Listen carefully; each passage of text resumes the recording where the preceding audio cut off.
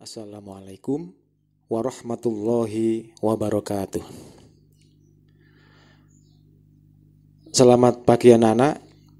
Alhamdulillah pada hari ini kita bisa berjumpa kembali dengan Pak Samsul Ma'arif, yang pada hari ini materinya adalah bahasa Arab kelas 4 ya. Anak-anak, saya nggak akan panjang lebar memperkenalkan diri. Saya kira anak-anak sudah kenal dengan saya. Hari ini nanti kita akan langsung pada materi pelajaran bahasa Arab kelas 4. Anak-anak disiapkan bukunya, buku tulis, kitabnya.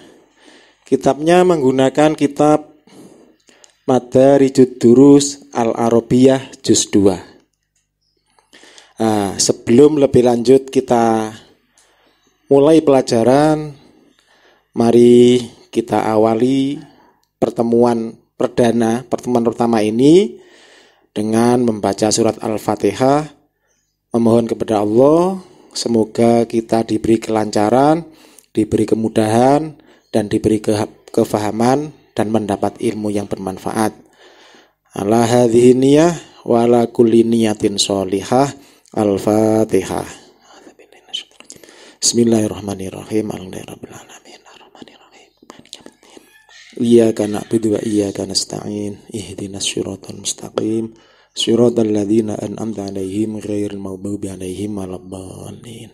Amin. Terima kasih anak-anak. Sebelum masuk pada materi pelajaran, ada hal-hal yang penting yang harus diperhatikan anak-anak dalam belajar bahasa, khususnya bahasa Arab. Apa itu? Pertama, qiraah atau bacaan. Anak-anak harus membiasakan membaca atau melafalkan atau mengucapkan kalimat bahasa Arab tidak seperti mengaji Al-Quran atau membaca bahasa Indonesia. Contohnya begini, biasanya anak-anak itu sudah terlanjur biasa ngaji, sehingga ketika membaca materi qiraah dalam bahasa Arab dibaca seperti orang mengaji. Contohnya begini, hadza kitabun al-kitabu alal maktab. Nah ini contoh yang salah. Itu adalah membaca Al-Quran. Atau begini, hadza kitabun al-kitabu alal maktab. Nah, ini seperti membaca bahasa Indonesia. Ini tidak benar, tidak cocok, kurang tepat. Jadi, membaca kalimat bahasa Arab harus jelas penekanan dan jedanya. Contoh, hadza kitabun, hadza kitabun, hadza kitabun. Ini kitab. Al-kitabu alal maktabi, al-kitabu alal maktabi. Nanti diharap semacam itu ketika membaca bacaan dalam bahasa Arab. Jadi pertama qiraah atau bacaan. Yang kedua, yang perlu diperhatikan anak-anak adalah kitabah atau tulisan. Saya kira anak-anak sudah belajar tahaji dari mulai kelas 1, tapi kadang-kadang sampai kelas 4 dalam menulis bahasa Arab kadang-kadang masih terlihat salah. Seperti contoh ini anak-anak bisa dilihat dalam kertas yang saya pegang. Menulis kitabun, kitabun, huruf akhirnya berharokat dhammatain, sehingga dibaca kitabun, pada huruf ba dibaca dhammatain. Kadang anak-anak menulis kitabun itu ditulis seperti ini, kitabun, setelah ba ditambah dengan nun mati. Nah, bacanya sama tapi salah dalam penulisan. Nah, seperti itu. Jadi kitabun itu contoh yang benar. Yang salah, contoh yang salah adalah tulisan yang bawah, kitabun dengan ditambah dengan nun sukun. Nah, itu yang kedua. Jadi penulisan juga diusahakan setepat mungkin.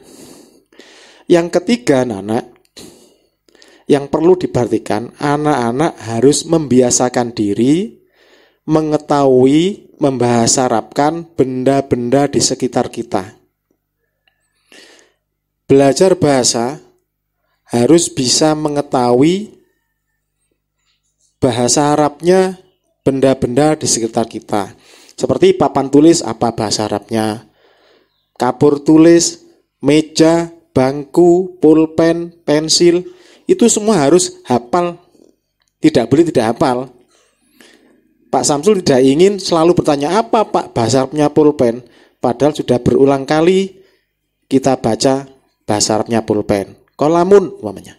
Mirsamun. Hari berikutnya tanya lagi, apa Pak bahasa Arabnya pensil? Selalu begitu. Itu tidak saya inginkan ya. Jadi anak-anak harus membiasakan atau harus mengetahui benda-benda atau orang, profesi atau jabatan dengan menggunakan bahasa Arab. Jabatan seperti ustadzun, Pak Guru, tilmidun, murid. Itu harus otomatis bisa karena sudah kelas 4. Ya. Jadi nggak boleh tanya, apa Pak bahasa Arabnya guru itu, apa bahasa Arabnya murid. Jangan, itu harus sudah hafal. Itu tujuannya untuk mempermudah anak-anak memahami kalimat-kalimat dalam bahasa Arab. Jadi saya ulang lagi, 3 hal yang sangat penting untuk belajar bahasa, yaitu bacaan, nomor 2 tulisan, nomor 3 mengetahui bahasa Arab minimal benda-benda di sekitar kita. Dalam kelas, dalam rumah, benda-benda yang kita pakai, itu harus bisa, harus tahu. Itu sebagai pembukaan anak-anak. Selanjutnya mari kita masuk pada materi pelajaran pertama. Bisa dilihat halaman 5 dalam kitab halaman 5 Ad-Darsul Awwalu. Ya. Seperti di sini saya tuliskan Ad-Darsul Awwalu, pelajaran pertama. Nah, sebelum saya jelaskan, sebelum masuk pada materi intinya, yang perlu diperhatikan anak-anak, materi apa yang akan saya sampaikan. Satu ya, perhatikan. Nanti yang harus diperhatikan anak-anak adalah cara menyambung kata benda dengan dhamir. Ini. Cara menyambung kata benda dengan dhamir. Dhamir itu kata ganti. Seperti kolamun. Kolamun artinya pulpen. Kolamun menjadi kolami. Ditambah apa? Ditambah ya yang disukun di akhir. Setelah huruf akhir ditambah dengan ya yang disukun, dibaca kolami. Kolamun.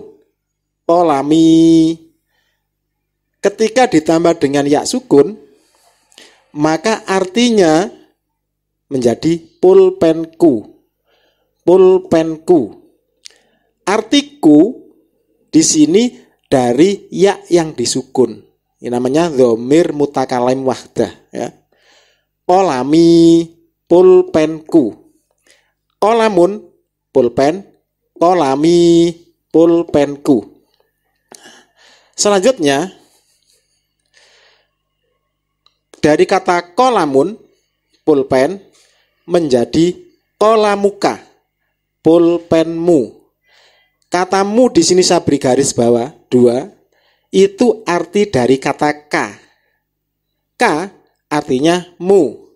Kolamun artinya pulpen, disambung menjadi kolamuka. Kolamuka artinya pulpenmu. Tanwinnya hilang menjadi dhamma biasa. Kolamuka.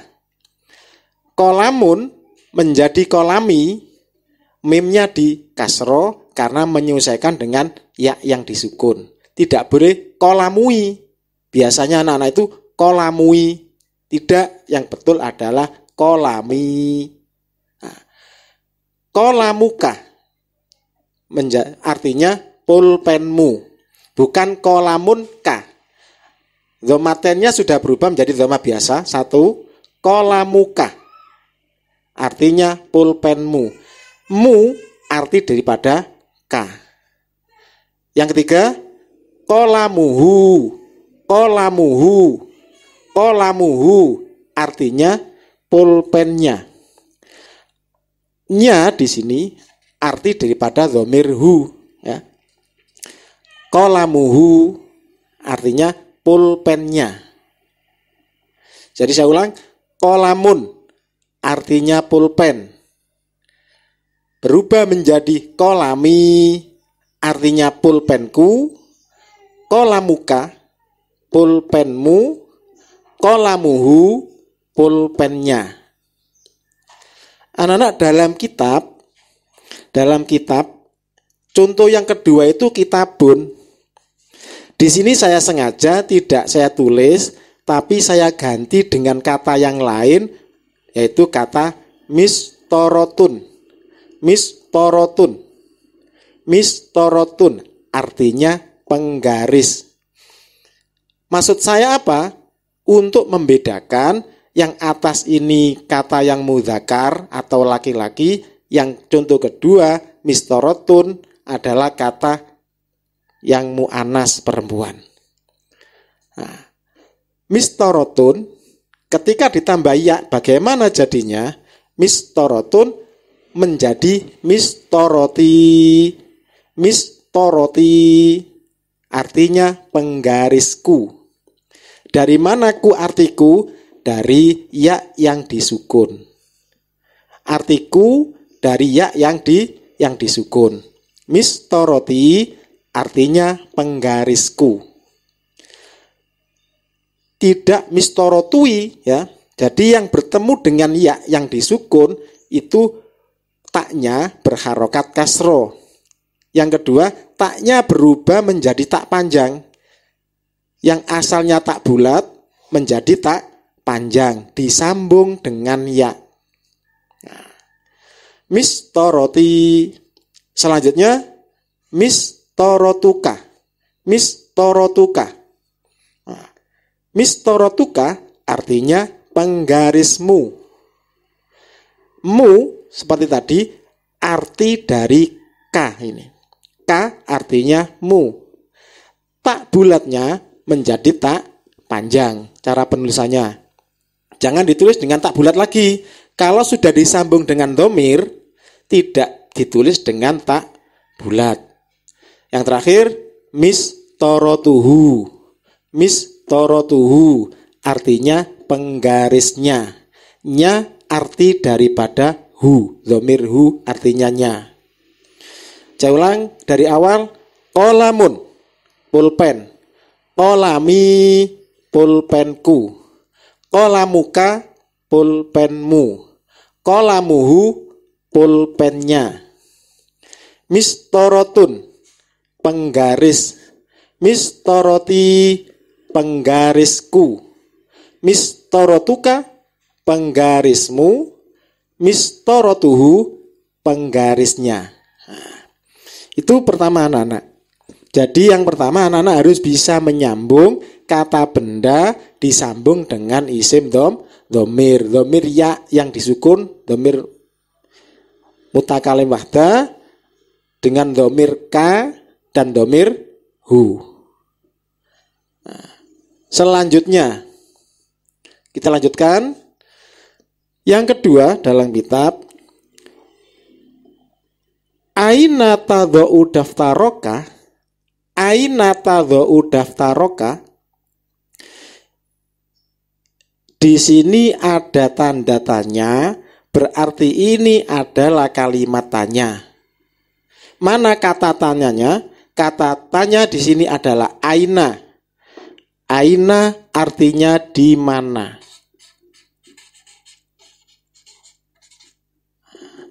Aina artinya di mana. Tabu'u ini kata kerja, artinya kamu meletakkan.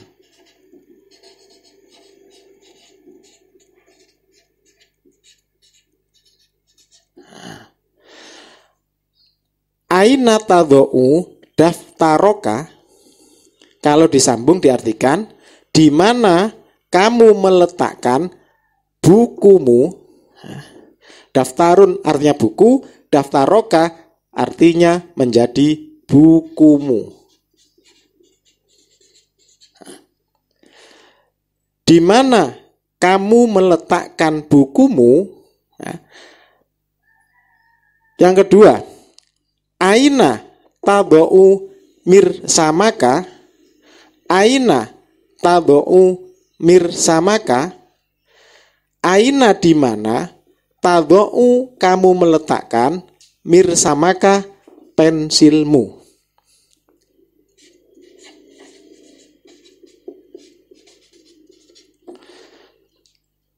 Aina tadau mirsamaka, di mana kamu meletakkan pensilmu. Aina tadau mirsamaka, di mana kamu meletakkan pensilmu. Yang terakhir, aina tadau miklamataka. Aina tadau miklamataka, di mana kamu meletakkan tepak. Apa tepak, Rek? Tempat pensil.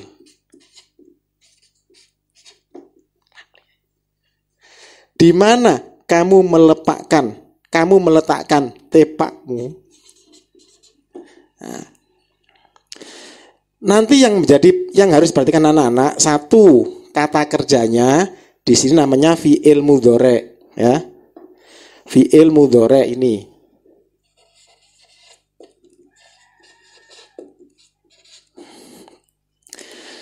Yang kedua, kata-kata dalam kotak.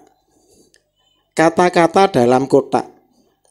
Yang pertama diperhatikan sekali lagi, tadau yaitu fi'il mudhari' dan kata-kata dalam kotak. Diperhatikan bagaimana hubungannya dengan jawaban di bawahnya ini. Jadi ketika pertanyaan dengan menggunakan fi'il mudhari' yang diawali ta, ini fi'il mudhari' diawali dengan huruf ta, itu mengandung arti kamu, sehingga tadau artinya kamu meletakkan. Nah, kata tanya dengan fi'il mudhari' yang diawali dengan ta, itu jawabannya dengan fi'il mudhari' yang diawali dengan hamzah. Sehingga jawabannya di sini tadau, jawabannya adau, artinya saya meletakkan. Saya meletakkan. Sekali lagi, pertanyaan dengan tadau, fi'il mudhari' yang diawali huruf ta, jawabannya dengan fi'il mudhari' yang diawali dengan hamzah. Taknya diganti hamzah. Di mana kamu meletakkan? Jawabannya saya meletakkan. Di mana kamu meletakkan? Jawabannya saya meletakkan. Aina tadau? Jawabannya adau. Aina tadau? Jawabannya adau. Itu yang berkaitan dengan fi'il mudhari'. Lah, yang dalam kotak. Yang dalam kotak. Ketika pertanyaan dengan dhamir ka, aina tadau daftaroka, di mana kamu meletakkan bukumu, maka daftaroka, pertanyaan daftaroka, jawabannya adalah daftari. K-nya diganti dengan ya yang disukun. Daftaroka, jawabannya daftari. Aina tadau daftaroka, di mana kamu meletakkan bukumu? Adau daftari fi mihfadoti. Saya meletakkan bukuku di dalam tasku. Adau daftari fi mihfadoti. Saya meletakkan bukuku di dalam tasku. Jadi daftari artinya bukuku. Saya ulang, pertanyaan aina tadau daftaroka, di mana kamu meletakkan bukumu? Jawabannya, adau daftari fi mihfadhoti. Saya meletakkan bukuku di dalam tasku. Saya meletakkan bukuku di dalam tasku. Yang perlu diingat, pertanyaan dengan dhamir ka, jawabannya dengan dhamir ya yang disukun. Pertanyaan dengan fi'il mudhari' yang diawali ta, jawabannya dengan fi'il mudhari' yang diawali huruf hamzah. Yang kedua, aina tadau mirsamaka? Aina tadau mirsamaka? Di mana kamu meletakkan pensilmu? Jawabannya, adau mirsami fi mihfadhoti. Adau mirsami fi mihfadhoti. Saya meletakkan pensilku di dalam tasku. Adau mirsami fi mihfadhoti. Saya meletakkan pensilku di dalam tasku. Contoh yang ketiga, aina tadau miqlamataka? Di mana kamu meletakkan tepakmu? Tepak itu tempatnya pensil, adanya pensil. Di mana kamu meletakkan tepakmu? Jawabannya, adau miqlamati fi mihfadhoti. Saya meletakkan tepakku di dalam tasku.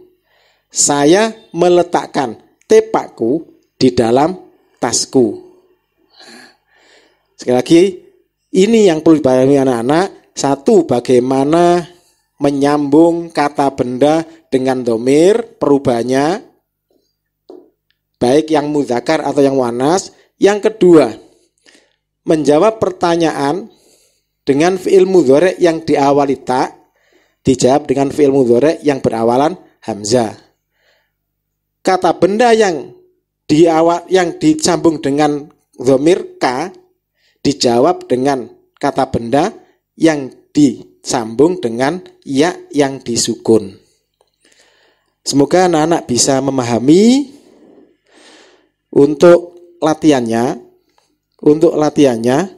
bisa dilihat halaman 6. Pada halaman 6 ada peringatan. Tanbih itu peringatan. Kata benda yang sudah disambung dengan dhamir tidak boleh diberi al. Kata benda yang sudah disambung dengan isim dhamir tidak boleh diberi al. Contohnya ini, kolami, kolamuka. Kata benda ini sudah disambung dengan huruf, dengan dhamir ya, dengan dhamir ka. Itu tidak boleh, itu nggak boleh ditambah dengan al. Kolami menjadi al kolami, salah. Kolamuka, al kolamuka, salah. Kolamuhu menjadi al kolamuhu juga salah. Jadi kata benda yang disambung dengan isim dhamir, baik ya yang disukun, ka atau hu, tidak boleh diawali dengan al. Nah, sementara untuk pertemuan pertama ini anak-anak, saya kira cukup. Untuk latihannya bisa dilihat halaman 6. Ya, bisa dilihat halaman 6. Halaman 6, buatlah seperti di atas. Nomor 1, mirsami, mikfadhoti, lauhi, maktabi. Contohnya atasnya itu halaman 6. Kolami, kolamuka, kolamuhu, kolamul ustad. Nah, itu disamakan ya. Nomor 2, saya ingin nanti anak-anak membaca aina tadau daftaroka, diartikan dan dijawab dengan adau daftari fi mahdhoti, juga diartikan. Nanti bisa kirim suara atau video, boleh lewat Japri ya. Lewat Japri saja. Siapa yang berani membaca dan mengartikan contoh pada kitab itu, mulai aina tadau daftaroka sampai adau daftari fi mihfadhoti, dibaca dengan artinya. Demikian anak-anak untuk pertemuan pertama. Semoga ini awal yang baik mari kita tetap bahagia, jangan susah. Dengan bahagia insya Allah kita akan selamat dunia sampai akhirat. Amin Allahumma amin. Demikian, mohon maaf kurang lebihnya, saya akhiri. Assalamualaikum warahmatullahi wabarakatuh.